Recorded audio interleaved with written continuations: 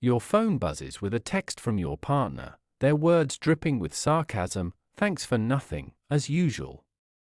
Your first instinct is to immediately type back an explanation, an apology, a defense. Your fingers hover over the keyboard, your heart races with the familiar urgency to fix, to soothe, to make yourself smaller so they can feel bigger. But this time you set the phone face down and walk away. Maybe it's your friend rolling their eyes when you decline yet another last-minute invitation, muttering just loud enough for you to hear, "God, when did you become so antisocial?" The familiar stab of shame pierces your chest, the voice in your head screaming that you're being mean, that you're letting people down, that you should just say yes to keep the peace. But instead, you simply nod, smile softly, and change the subject. In each of these moments, when you choose silence over reaction, withdrawal over immediate availability, something profound shifts in the invisible architecture of your relationships. The person who expected your instant capitulation suddenly finds themselves grasping at air. The one who relied on your predictable defensiveness discovers they are arguing with a ghost. The family member who counted on your guilt-driven compliance faces the unsettling reality of their own emotional landscape without your presence to distract them from it. This is where true power lives, not in the noise of constant engagement, but in the profound eloquence of conscious absence.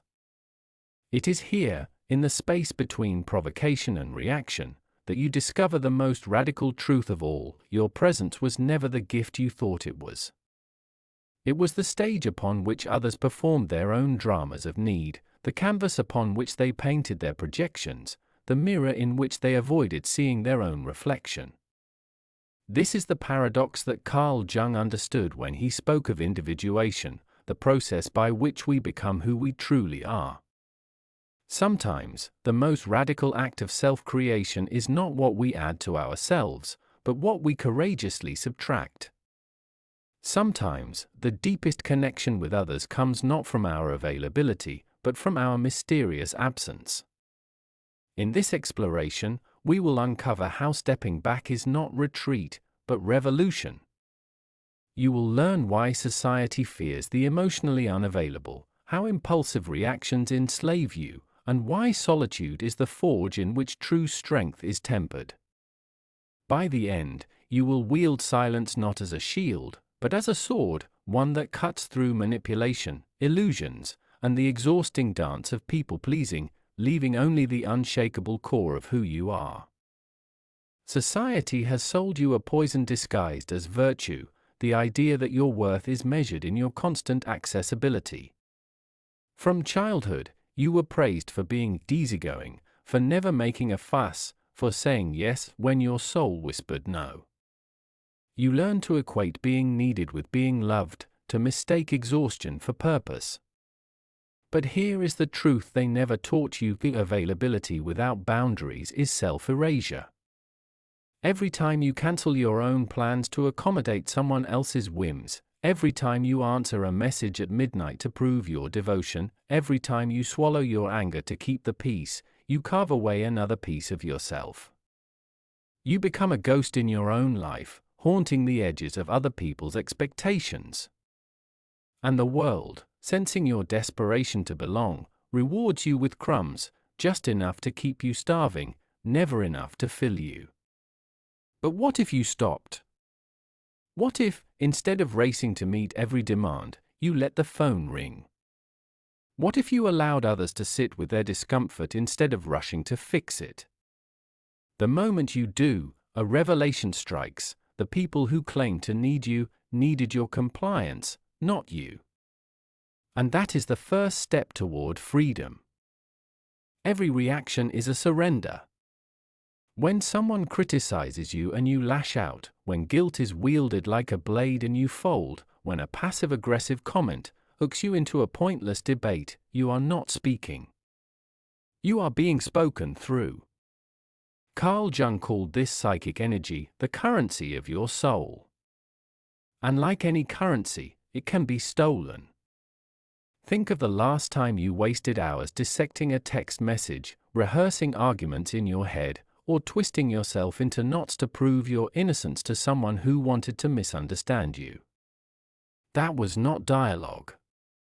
That was theft.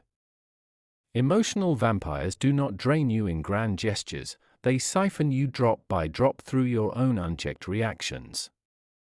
But silence disrupts this economy. When you refuse to engage, when you let a provocation hang in the air like smoke, you do something extraordinary, you force the other person to confront the emptiness of their own game. Their words, with no one to catch them, collapse under their own weight.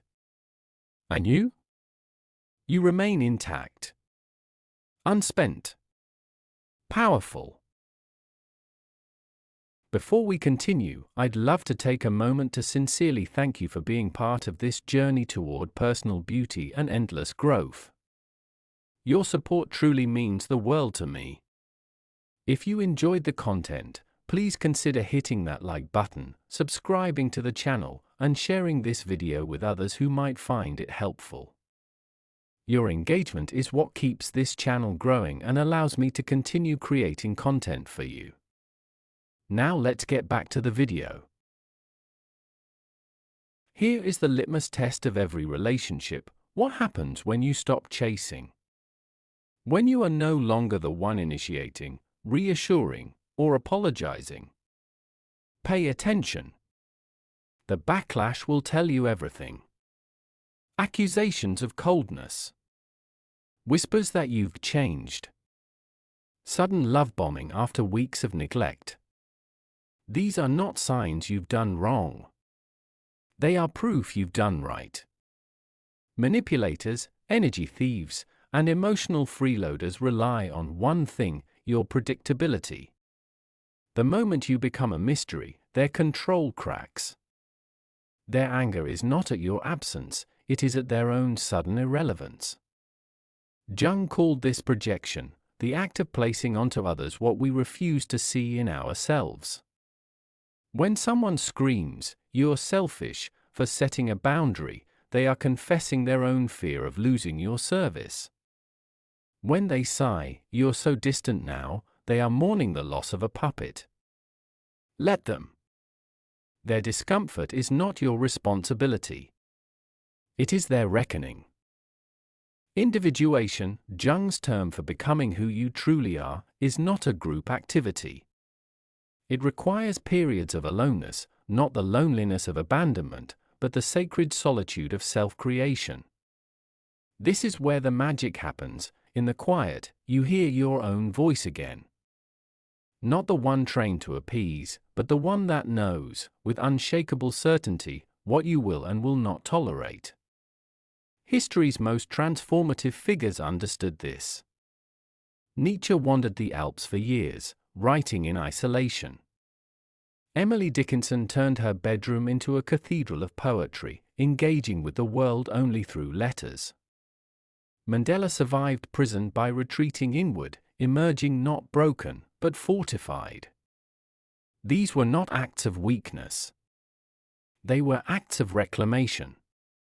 Your solitude, too, is a rebellion. Every moment you spend alone, recalibrating, refusing to perform, is a stitch in the fabric of your new identity.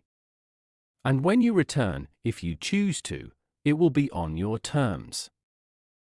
The world will try to convince you that withdrawal is surrender. That silence is defeat. Do not believe it. What you are doing is far more radical. You are rewiring the entire system. You are teaching people how to treat you by no longer allowing them to treat you poorly. Start small.